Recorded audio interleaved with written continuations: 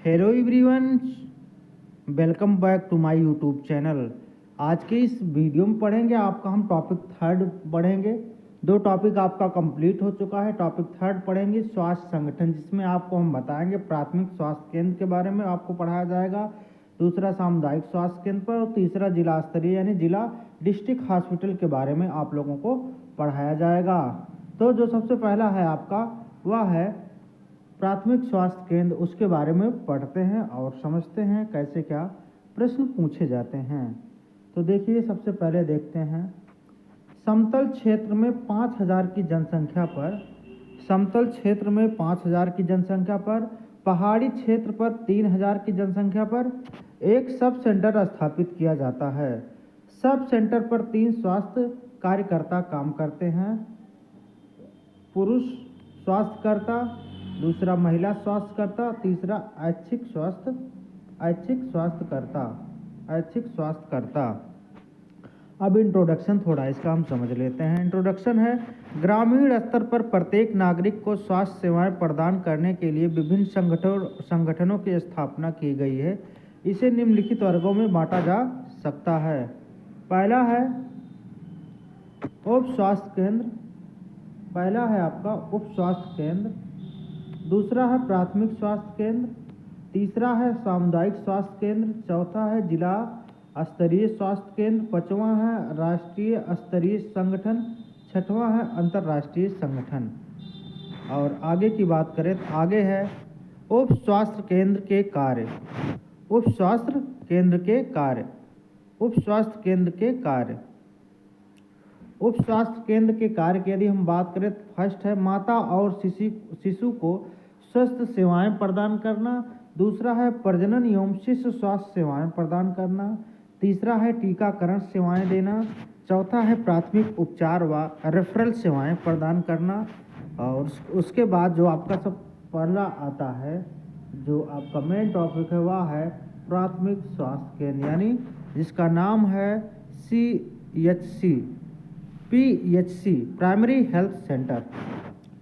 तो इसके बारे में हम थोड़ा जान लेते हैं। यह एक चिकित्सक लोगों के मध्य प्रथम संपर्क स्थल होता है। यह एक चिकित्सक लोगों के मध्य प्रथम संपर्क स्थल होता है। दूसरा है समतल क्षेत्र में प्रत्येक 30,000 तथा पहाड़ी क्षेत्र में 20,000 की जनसंख्या पर एक प्राथमिक स्वास्थ्य केंद्र स्थापित किया गया है। तीसरा है PHC पर 4 से 6 बेड की व्यवस्था होती है तथा रोग की व्यवस्था होती है। PHC में 15 स्वास्थ्य कार्यकर्ता निर्धारित किए गए हैं, जो निम्नलिखित हैं। पहला है हेल्थ असिस्टेंट फीमेल, एक रहेंगे। दूसरा है लोअर डिवीजन क्लर्क, ये भी एक रहेंगे। तीसरा है अपर डिवीजन क्लर्क, ये भी एक रहेंगे। चौथा है लैब टेक्नीशियन, ये भी एक रहेंगे। पांचवा है ड्राइवर, ये भी एक है इनकी संख्या। और छठा है 4th क्लास वर्कर, यानी स्वीपर, साफ सफाई के लिए। और आगे हैं टोटल का अगर हम ऐड करें, टोटल को यदि ऐड करें तो कितना बनेंगे, 15 बनेंगे आपके। और दूसरे की बात करें तो सामुदायिक स्वास्थ्य केंद्र की यदि हम बात करें तो सामुदायिक स्वास्थ्य केंद्र में प्रत्येक समतल क्षेत्र में 1,20,000 की जनसंख्या तथा पहाड़ी क्षेत्र में 80,000 की जनसंख्या पर सामुदायिक स्वास्थ्य केंद्र स्थापित किया जाता है। आगे है CHC की स्थापना प्रत्येक कम्युनिटी ब्लॉक पर की जाती है। प्रत्येक CHC पर 30 बेड की सुविधा उपलब्ध की जाती है। अन्य सुविधाएं देख लेते हैं क्या क्या रहती हैं यहाँ पर। अन्य सुविधाओं में आपका पहला है एक्सरे रूम रहता है, दूसरा डिलीवरी रूम रहता है, तीसरा ऑपरेशन थिएटर रूम रहता है, चौथा आपका लेबोरेटरी रूम रहता है। CHC से 4 PHC संपर्क में होती हैं, अर्थात प्रत्येक रोगी से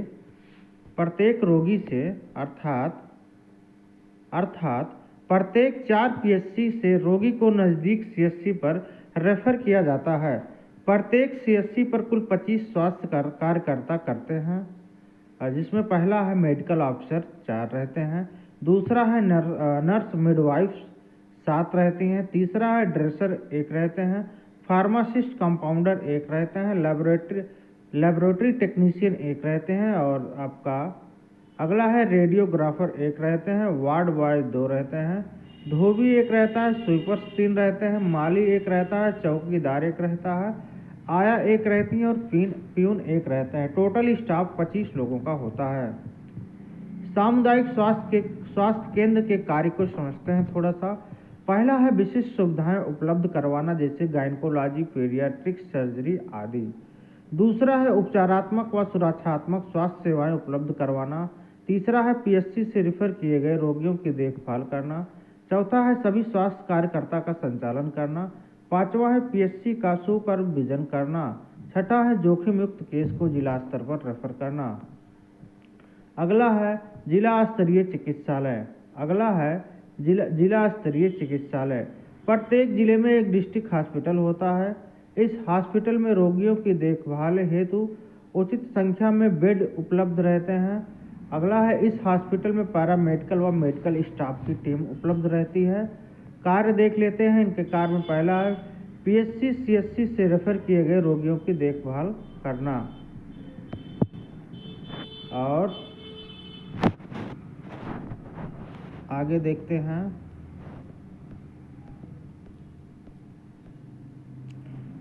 दूसरा है रोगियों को सभी प्रकार के विशिष्ट सुविधाएं, जैसे isolation, gynaecologist, midwifery, paediatrics ETC उपलब्ध करवाना। तीसरा है रोगियों पर रिसर्च कार्य करना। हॉस्पिटल से संबंधित मेडिकल कॉलेज व नर्सिंग स्कूल के स्टूडेंट को क्लिनिकल एक्सपीरियंसेस प्रदान करना। अगला है सीएचसी का सुपरविजन करना। आगे देखिए, अगला है भारत की स्वास्थ्य समस्याएं। भारत एक विशाल राष्ट्र है जो जनसंख्या की दृष्टि से विश्व में दूसरे स्थान पर है तथा क्षेत्रफल की दृष्टि से 7वें स्थान पर है। भारत में स्वास्थ्य निम्नलिखित कारकों से प्रभावित होता है। पहला है बढ़ती जनसंख्या, यानी जब जनसंख्या बढ़ती है, जब जनसंख्या बहुत ज़्यादा क्या होती है, बढ़ती है, तो इससे क्या होता है, स्वास्थ्य पर बहुत ही असर पड़ता है। स्वास्थ्य सेवाएं कम मिलती हैं। दूसरा है गरीबी से भी स्वास्थ्य पर बहुत असर पड़ता है। तीसरा है बेरोजगारी से भी बहुत असर पड़ता है स्वास्थ्य पर।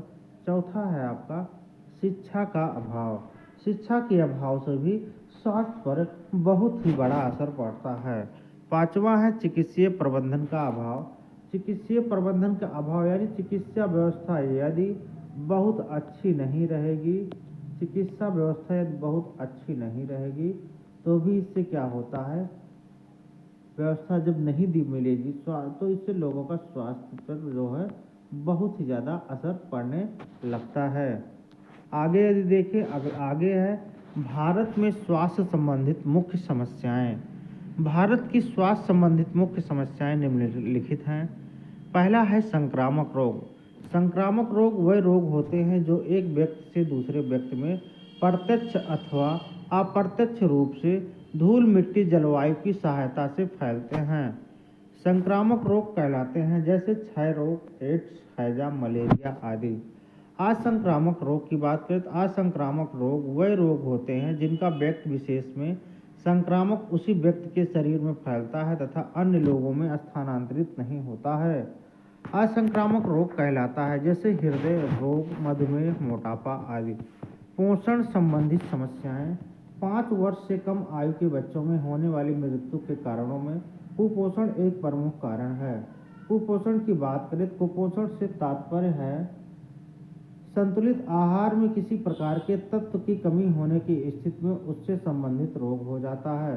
कुपोषण मुख्यतः 3 प्रकार का होता है। पहला है क्वाशियोर्कर, यह भोजन में प्रोटीन की कमी से होने वाला रोग है।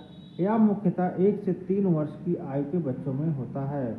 दूसरा है मरासमस रोग, भोजन में कैलोरी, प्रोटीन तथा वसा की कमी से मरासमस रोग हो जाता है।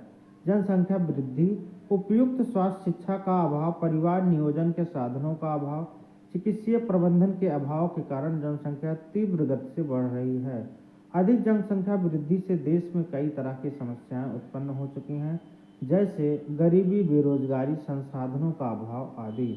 इन समस्याओं का समाधान हेतु सरकार द्वारा विभिन्न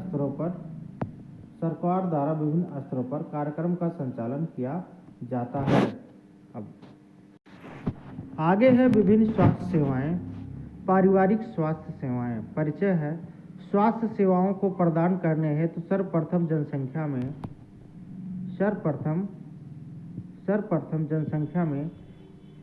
जनसंख्या में से एक विशिष्ट समूह की इकाई मानकर सेवाएं प्रदान की जाती हैं।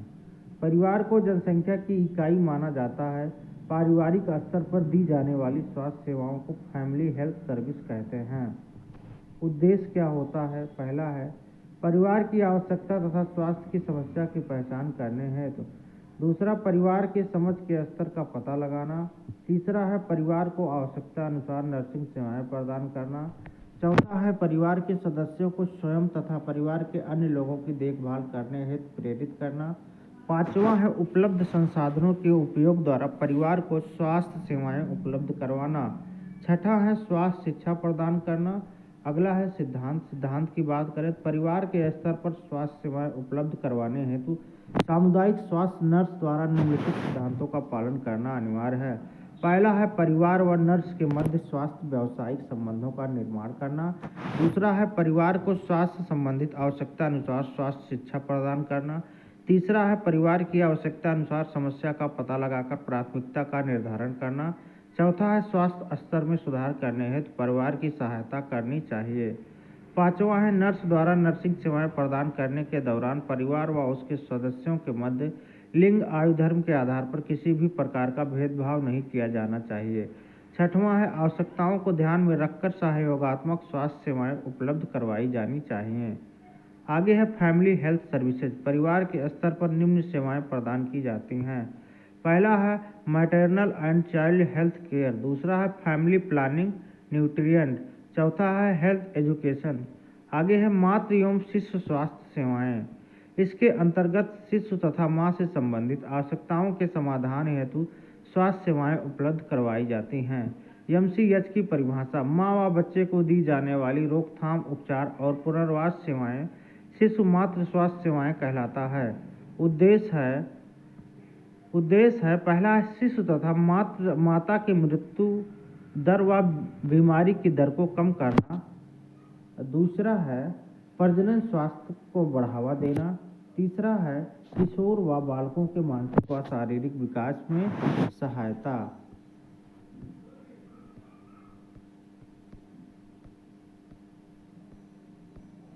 आगे कार्य की बात करें।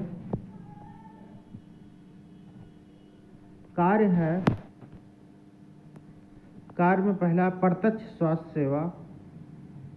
फैमिली हेल्थ सर्विस के अनुसार सामुदायिक नर्स प्रत्यक्ष रूप से शिशु व माता को विभिन्न स्वास्थ्य सेवाएं प्रदान की जाती हैं, जो निम्न हैं। पहला है ए है गर्भावस्था के दौरान एंटेनल देखभाल प्रदान करना। बी है प्रसव के दौरान दी जाने वाली सेवाएं।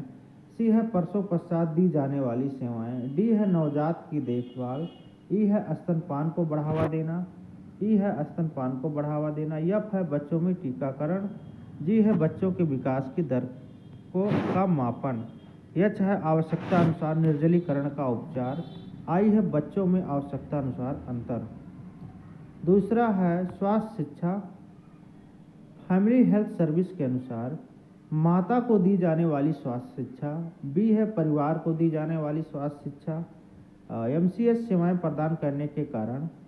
ए है भारत की कुल जनसंख्या का लगभग 60% भाग 15 वर्ष से कम आयु के बच्चों तथा माताओं से मिलकर बना है। बी है शिशु तथा मां को अत्यधिक संवेदनशील समूह में सम्मिलित किया जाता है और क्योंकि इनमें संक्रमण होने की संभावना अधिक होती है। सी है देश के विकास के हित में एमसीएच की आवश्यकता। ए है समुदाय स्तर पर दी जाने वाली स्वास्थ्य सेवाओं को महत्व आयाम के रूप में एमसीएच सेवाएं प्रदान की जाती हैं। बी है एमसीएच सेवाओं के रूप में कई सर्विसेज को संयुक्त रूप से व शिशु के स्वास्थ्य स्तर में सुधार हेतु प्रदान किया जाता है। अब बात करते हैं हम निरीक्षण तथा प्रबंधन की। तो स्वास्थ्य सेवाओं की प्रभाविकता को बनाए रखना हेतु उच्च प्रबंधन तथा निरीक्षण करना अनिवार्य है, जिसके अंतर्गत निम्नलिखित कार्य किए जाते हैं। ए है सामुदायिक स्वास्थ्य नर्स द्वारा NMFHW एवं दाई के कार्यों का सुपरविजन करना। बी है रिकॉर्ड्स का नियमित अवलोकन करना। सी है ग्रामीण और नगरीय स्तर पर मैटरनिटी क्लिनिक का प्रबंधन करना। डी है चिकित्सक व परिवार के मध्य एक संयोजक कड़ी के रूप में कार्य करना। आगे है फैमिली हेल्थ सर्विसेज प्रदान करने हेतु नर्स की विशेषता। पहला है परिवार को केंद्र मानना। दूसरा है सभी पारिवारिक आवश्यकताओं को ध्यान में रखना, प्राथमिकता के आधार पर स्वास्थ्य सेवाएं उपलब्ध करवाना। तीसरा है परिवार के रीति रिवाजों के विश्वास का ध्यान रखना। चौथा है विपरीत परिस्थितियों में भी कार्य करने में सक्षम। और आपका पांचवा है लचीला व्यवहार। और आगे है नर्सिंग केयर प्रदान करने में आत्मनिर्भरता। सातवां है सहनशीलता व्यवहार। आठवें की बात करें तो आठवां है स्वास्थ्य सेवाएं प्रदान करने के बाद परिवार से व्यावसायिक संबंध तोड़ने में समर्थ होना। आगे देखते हैं। आप लोग कमेंट करके ज़रूर बताइएगा वीडियो कैसा लगा। ये आपका तीसरा टॉपिक है।